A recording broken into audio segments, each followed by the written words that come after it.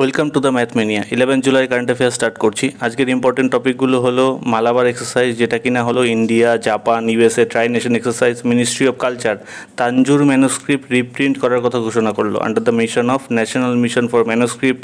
Indian tiger census 2018, যেটা কিনা world রেকর্ডে জায়গা করে নিল, ইত্যাদি ইত্যাদি। আমার সম্পর্কে বলিনি, আমার নাম উৎপল মিত্র। আমি এমএসসি করেছি অ্যাপ্লাইড ম্যাথামেটিক্সের রাজাবাজার সায়েন্স কলেজ থেকে। এর আগে আমি স্কুল টিচার ছিলাম, এখন ডব্লিউবিসিএস গ্রুপেতে ফুড অ্যান্ড সাপ্লাইজ ডিপার্টমেন্টে আছি। ফার্স্ট কোশ্চেন স্টার্ট করছি। Recently, Mukesh Ambani becomes the 7th richest person of the world according to the Bloomberg Billionaire Index 2020. Who is the top of the list? বলছে recently একটা news এসছে, সেখানে বলছে যে Mukesh Ambani, Indian Mukesh Ambani, জিওর মালিক, যে কিনা ওয়ার্ল্ডের 7th রিচেস্ট পারসন হয়ে গেছে according to the Bloomberg billionaire index 2020। এবার এই ব্লুমবার্গ বিলিয়নিয়ার ইন্ডেক্স ছাড়াও ফোর্বস বলে আমরা জানি, ফোর্বস ম্যাগাজিনও কিন্তু এই ওয়ার্ল্ড রিচেস্ট পারসনের লিস্ট বের করে। মোরলেস দুটো লিস্টই সেম। আর মুকেশ আম্বানি সেখানেও 7th-এই আছে, ওয়ার্ল্ডের রিচেস্ট পারসনে 7th-এ আছে মুকেশ আম্বানি। ওকে, এখানে জানতে চাইছে ফার্স্টে কে আছে। ফার্স্টে আছে জেফ বেজোস। জেফ বেজোস হচ্ছে অ্যামাজনের ফাউন্ডার অ্যান্ড সিইও।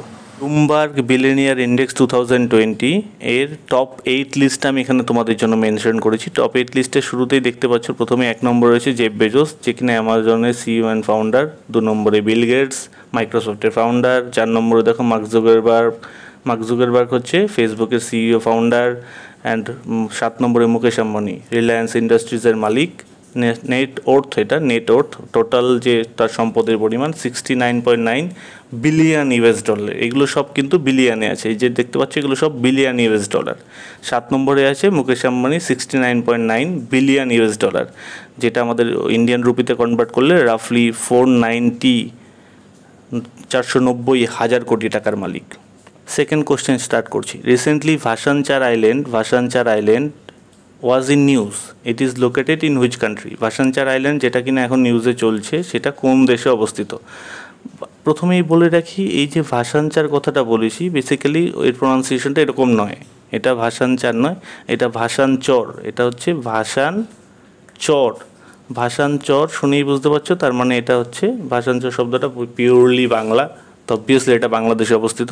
ভাসানচর আইল্যান্ডটা বাংলাদেশে অবস্থিত, যেটা এখন নিউজে রয়েছে। প্রশ্ন হচ্ছে এটা নিউজে কেন এই মুহূর্তে? আসলে ভাসানচর আইল্যান্ডে কিছুদিন আগে বাংলাদেশ কিছু রোহিঙ্গা যে রিফিউজি আছে, রোহিঙ্গা রিফিউজি যারা মায়ানমার থেকে মুসলিম রোহিঙ্গা রিফিউজি এসেছিলো বাংলাদেশে, তাদের ঠাঁই দেওয়া হয়েছিল কক্সবাজার এরিয়াতে। সেই কক্সবাজার থেকে বেশ কিছু রোহিঙ্গা রিফিউজিকে এই ভাসানচর আইল্যান্ডে স্থানান্তরিত করা হয়েছে। এইবার কিছু পরিবেশবিদ এটা নিয়ে প্রশ্ন তুলেছেন। আসলে প্রবলেমটা হচ্ছে এখানে ভাসানচর আইল্যান্ডটা একদমই জনশূন্য, মানে এখানে মিনিমাম ইনফ্রাস্ট্রাকচার নেই। এছাড়া এটা ইকোলজিক্যালি সেন্সিটিভ জোন, তার মানে সাইক্লোন, ফ্লাড এইসবের ভয় রয়েছে। তো এই জন্য যে এরকম কোনো দুর্ঘটনা যদি ঘটে যায়, তাহলে অনেক প্রাণহানি হতে পারে। ওই জন্য এটা একটা কন্ট্রোভার্সাল ডিসিশন, যেটা নিয়ে পরিবেশবিদরা প্রচুর পরিমাণে প্রোটেস্ট করছে। ওকে, থার্ড কোশ্চেন স্টার্ট করছি। The tri nation Malabar exercise এবং India, Japan and USA is an military exercise of. এখানে জানতে চাইছে মালাবার এক্সারসাইজটা, যেটা কিনা ইন্ডিয়া, জাপান অ্যান্ড ইউএসের মধ্যে হয়, সেটা কী ধরনের এক্সারসাইজ? এয়ারফোর্স, আর্মি, নেভি না try services? Try services means তিনটেই থাকবে, এয়ারফোর্স, নেভি, আর্মি তিনটেই থাকবে। বাই দ্য ওয়ে, আমাদের ইন্ডিয়ার সঙ্গে রাশিয়ার একটা ট্রাই সার্ভিসেস এক্সারসাইজ হয়, যেটার নাম হচ্ছে ইন্দ্র এক্সারসাইজ, যেটা ট্রাই সার্ভিসেস এক্সারসাইজ। ওকে, এখানে জানতে চাইছি মালাবার এক্সারসাইজটা কী ধরনের exercise? Try services, navy, army না এয়ারফোর্স? মালাবার এক্সারসাইজ হচ্ছে নেভি এক্সারসাইজ, নেভাল এক্সারসাইজ। ওকে, এই মালাবার এক্সারসাইজটা অরিজিনালি 1992-তে প্রথম শুরু হয়, বাইলেটারাল ছিল তখন ইন্ডিয়া আর ইউএসের মধ্যে। তারপর 2015-এ জাপানের মেম্বার হয়। এই মুহূর্তে এই জন্য এটা ইম্পর্টেন্ট, কারণ হচ্ছে যে এর সঙ্গে অস্ট্রেলিয়া এই মালাবার এক্সারসাইজে যোগদানের ইচ্ছা প্রকাশ করেছে। চায়নার সঙ্গে অস্ট্রেলিয়ার সম্পর্ক এখন খুবই খারাপ, তো সেই ক্ষেত্রে চায়নাকে চাপে রাখার জন্য যে আমাদের কোয়াড গ্রুপ আছে, সেই কোয়াড গ্রুপের যে মেম্বারগুলো আছে, কোয়াড গ্রুপের মেম্বার বলতে কোয়াড গ্রুপে কারা আছে? India, USA, Japan and Australia. তারা সবাই চাইছে যে মালাবার এক্সারসাইজে অস্ট্রেলিয়াকে যোগদান করার ব্যাপারটা যেন সিরিয়াসলি দেখা হয়। অস্ট্রেলিয়া যদি কোয়াড গ্রুপে যোগদান করে, তাহলে আমাদের ইন্ডিয়ান ওশেন রিজিয়নে এই কোয়াড গ্রুপের শক্তিটা অনেকটাই বেড়ে যাবে, তাতে চায়নাকে ডিপ্লোম্যাটিক্যালি অনেকটা প্রেশারে রাখা যাবে। Quad group, Quadrilateral Security Dialogue, এটা হচ্ছে কোয়াডের ফুল ফর্ম। এই কোয়াড গ্রুপটা হচ্ছে ইন্ডিয়া, জাপান, ইউএসএ অ্যান্ড অস্ট্রেলিয়ার একটা ইনফর্মাল গ্রুপ। এই ইনফর্মার গ্রুপটা মেইনলি তৈরি হয়েছিল চায়নার যে অ্যাগ্রেশন সেটাকে কাউন্টার করার জন্য। আর রিসেন্টলি চাইনিজ অ্যাগ্রেশন আমরা দেখতেই পাচ্ছি, বিভিন্ন রিজিয়ানে চাইনিজ অ্যাগ্রেশন বহুত পরিমাণে বেড়ে গেছে।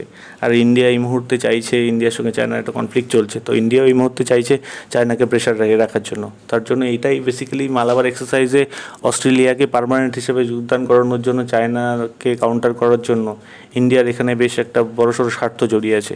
আর অস্ট্রেলিয়ার সঙ্গে চায়নার সম্পর্ক যেহেতু ভালো নয়, অস্ট্রেলিয়াও চাইছে যে এই যে মালাবার এক্সারসাইজে যোগদান করে কোয়াড গ্রুপটাকে আরও একটুখানি ফ্রুটফুল করার জন্য, কোয়াড গ্রুপের অ্যাক্টিভিটিটাকে আরও বাড়ানোর জন্য, যাতে চাইনিজ অ্যাগ্রেশনকে কাউন্টার করা যায়। ওকে, কোশ্চেন স্টার্ট করছি। India's 2018 tiger census sets a world records for being a world largest camera trap wildlife survey. This was recorded by.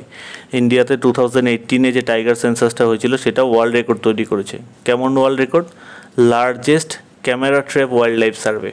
Camera দিয়ে ছবি তুলে বিশাল বড় একটা সার্ভে করা হয়েছিল। বিশাল বড় মানে কতটা গ্র্যাটিটিউড, তার একটা উদাহরণ তোমাদের বলি, যে এখানে প্রায় 3.5 কোটি, 3.5 কোটি ছবি তোলা হয়েছিল, যার মধ্যে 76,651খানা ছিল টাইগারের ছবি।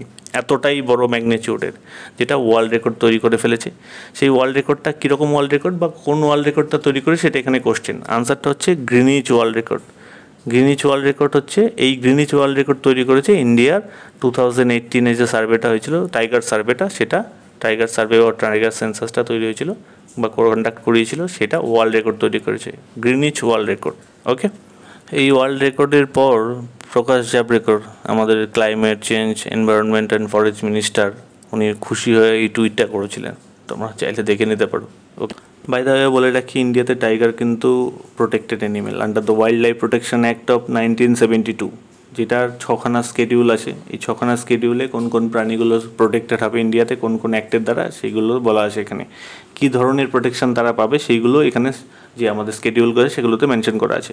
যত স্কেডিউল 1-এ যারা আছে তারা স্ট্রিক্টলি প্রহিবিটেড, তাদের প্রোটেকশনের রেঞ্জ বেশি, যারা 6-এ আছে তাদের প্রোটেকশনের রেঞ্জ কম, এভাবে আছে। টাইগার আমাদের যে স্কেডিউল 1 আছে, সেই স্কেডিউল 1-এ আছে টাইগার, তার পার্ট 1-এ টাইগারটা পড়ে। Wild life protection act of 1972 এর স্কেডিউল 1 পার্ট 1-এ টাইগার প্রোটেক্টেড, মানে অ্যাকচুয়ালি লার্জলি অর মানে বলতে পারো এটা এক্সট্রিমলি প্রোটেক্টেড অ্যানিমেল হচ্ছে টাইগার। যেমনভাবে টাইগার ইন্ডিয়াতে প্রোটেক্টেড, তেমনি ওয়ার্ল্ডে IUCN একটা রেড ডেটা লিস্ট প্রকাশ করে। IUCN, International Union for Conservation of Nature and Natural Resources. Okay, এই IUCN রেড ডেটা লিস্ট প্রকাশ করে, সেইখানে যে ওদের যে লিস্টটা বেরোয়, রেড ডেটা লিস্ট, সেখানে ক্রিটিক্যালি এন্ডেঞ্জার্ড হচ্ছে ওদের মেইন, একদম ক্রিটিক্যালি এন্ডেঞ্জার্ড মানে খুবই এন্ডেঞ্জার্ড, মানে যেগুলোর অবস্থা খুবই শোচনীয়, খুব তাড়াতাড়ি এক্সটিংক্ট হওয়ার মতো জায়গায় চলে আসবে, সেই সমস্ত প্রাণীরা থাকে। তারপরে হচ্ছে এন্ডেঞ্জার্ড, যাদের অবস্থাও ভালো নয়। তারপরে ভালনারেবল, যাদের প্রোটেকশন না নিলে তারা এক্সটিংক্ট হয়ে যেতে পারে বা পরবর্তী লিস্টগুলোতে চলে যেতে পারে, এরকমভাবে তারা লিস্ট প্রকাশ করে। সেখানে টাইগার হচ্ছে এন্ডেঞ্জার্ড স্পিসিস হিসাবে টাইগার আছে, এন্ডেঞ্জার্ড স্পিসিস, বুঝেছো? টাইগার কিন্তু IUCN-এর গাইডলাইন দ্বারাও প্রোটেক্টেড, রেড ডেটা লিস্ট দ্বারাও প্রোটেক্টেড হচ্ছে টাইগার। ওকে, question number 5 start করছি। Recently, the government of India had taken up the project of reprinting of 108 volume of Kanjur manuscript under the National Mission for Manuscript. This belongs to which of the following country? Recently, government of India 108খানা ভলিউমের কাঞ্জুর manuscript reprint করানোর কথা বলছে। কোন মিশনের আন্ডারে? National mission for manuscript, এটার আন্ডারে। বলছে এই কাঞ্জুর ম্যানুস্ক্রিপ্টগুলো কোন দেশের? ওকে, এই কাঞ্জুর ম্যানুস্ক্রিপ্টগুলো হচ্ছে মঙ্গোলিয়ার। আনসারটা হচ্ছে মঙ্গোলিয়া। তাহলে মঙ্গোলিয়ান কাঞ্জুর ম্যানুস্ক্রিপ্ট, আমরা এখন এরপর থেকে যে ডিটেলসগুলো বলবো সেগুলোকে মঙ্গোলিয়ান কাঞ্জুর ম্যানুস্ক্রিপ্ট বলেই বলবো। এই মঙ্গোলিয়ান কাঞ্জুর ম্যানুস্ক্রিপ্টগুলো আমাদের যে ন্যাশনাল মিশন ফর ম্যানুস্ক্রিপ্টস আছে এর আন্ডারে রিপ্রিন্ট করানো হবে। By the way, national mission for manuscript 2003-তে স্টার্ট হয়েছিল under the ministry of culture. Okay, তোমরা আমাকে কমেন্ট সেকশানে বলবে মিনিস্ট্রি অফ কালচারের এখন মিনিস্টার কে আছেন। ওকে, এই মঙ্গোলিয়ান যে ম্যানুস্ক্রিপ্টগুলো রিপ্রিন্ট করানোর কথা বলছে সেগুলোর জন্য একটা টার্গেট রাখা হয়েছে 2022, মার্চ 2022 রাখা হয়েছে টার্গেট, যার মধ্যে এগুলো রিপ্রিন্টিংয়ের ব্যবস্থা করা হবে। অ্যাকচুয়ালি আমরা চাইছি মঙ্গোলিয়ার সঙ্গে আমাদের কালচারাল টাইপটাকে স্ট্রং করতে। তোমরা জানো চায়নার সঙ্গে আমাদের সম্পর্ক রিসেন্টলি খারাপ হয়ে গেছে। এমনিতেও চায়নার যে এগ্রেশন চারদিকে চলছে, তাতে পরে আমাদের চায়নার আশেপাশের দেশগুলো, ইনফ্যাক্ট যে এশিয়ান কান্ট্রিগুলো আছে তাদের সঙ্গে আমাদের সম্পর্ক ভালো রাখাটা খুব জরুরি। এই কনটেক্সটেই মঙ্গোলিয়ার সঙ্গে সম্পর্কটাকে আরও ভালো করার জন্যই আমরা এই যে মঙ্গোলিয়ান কানজুর ম্যানুস্ক্রিপ্টগুলোকে রিপ্রিন্টিংয়ের জন্য ব্যবস্থা করছি। এটা হচ্ছে যে ন্যাশনাল মিশন অফ ম্যানুস্ক্রিপ্টের আন্ডারে। ম্যানুস্ক্রিপ্ট কি? ম্যানুস্ক্রিপ্ট হচ্ছে হ্যান্ড রিটেন ডকুমেন্ট। ম্যানুস্ক্রিপ্ট হচ্ছে হ্যান্ড রিটেন ডকুমেন্ট। কীরকম ডকুমেন্ট? সেটা পেপার হতে পারে, লিফ মানে পাতা হতে পারে, ক্লোথ হতে পারে, কিন্তু সেটাকে অন্তত 75 বছরের পুরনো হতে হবে এবং তার সায়েন্টিফিক এবং হিস্টোরিক্যাল ভ্যালু থাকতে হবে। যদি কোনো হ্যান্ড রিটেন ডকুমেন্ট, যেটা পেপারে লেখা আছে বা পাতায় লেখা আছে বা কাপড়ে লেখা আছে এবং 75 বছরের পুরনো অন্তত, এবং তার সায়েন্টিফিক এবং হিস্টোরিক্যাল ভ্যালু থাকে, তাহলে সেগুলোকে আমরা ম্যানুস্ক্রিপ্ট বলবো। সেই ম্যানুস্ক্রিপ্টগুলোকেই রিপ্রিন্ট করানোর জন্য আমাদের এই national mission for manuscript. By the way, মঙ্গোলিয়ার সঙ্গে আমাদের পুরনো সম্পর্ক আছে, অনেক মানে হিস্টোরিক্যাল সম্পর্কই আমাদের মঙ্গোলিয়ার সঙ্গে আছে, কিন্তু সম্পর্কটা খুব একটা মধুর নয়। মঙ্গোলিয়া থেকে সবাই জানো যে মঙ্গল অধিপতি চেঙ্গিস খান আমাদের ইন্ডিয়াতে এসেছিল লুট করতে 1221 সালে। সেই সময় দিল্লি সুলতানে ছিল দাসবংশ, দিল্লি সুলতান বংশের দাসবংশ তখন রাজত্ব করছিল। সেই সময় রাজা ছিলেন, রাজা বলতে তখন তো সুলতান বংশের রাজা হয় না, দিল্লি সুলতান ছিলেন তখন Iltutmish. Okay, thank you for watching my video. যদি ভালো লাগে লাইক করে দিও, বন্ধুদের সঙ্গে শেয়ার করে নিও, আর যদি আমাদের পরবর্তী ভিডিওগুলোর নোটিফিকেশন পেতে চাও তাহলে সাবস্ক্রাইব করে দিও। যদি তোমাদের কিছু বলার থাকে, কোনো সাজেশন, কোনো ইমপ্রুভমেন্ট দরকার, কোনো ভিডিওর পার্ট 2 দরকার, কোনো ডিটেলস ভিডিও দরকার, তাহলে আমাদের কমেন্ট সেকশনে জানাবে, আমরা অবশ্যই সেগুলো দেখব। আর যদি তোমাদের এই ভিডিওগুলোর PDF দরকার হয়, তাহলে তোমরা টেলিগ্রামে যাবে, দ্য ম্যাথমেনিয়া টাইপ করবে, যে চ্যানেলটা আসবে জয়েন করে যাবে। টেলিগ্রামে আমরা প্রত্যেকটা ভিডিওর যে PDFগুলো হয় সেগুলো শেয়ার করে দিই। ওকে, থ্যাংক ইউ সো মাচ।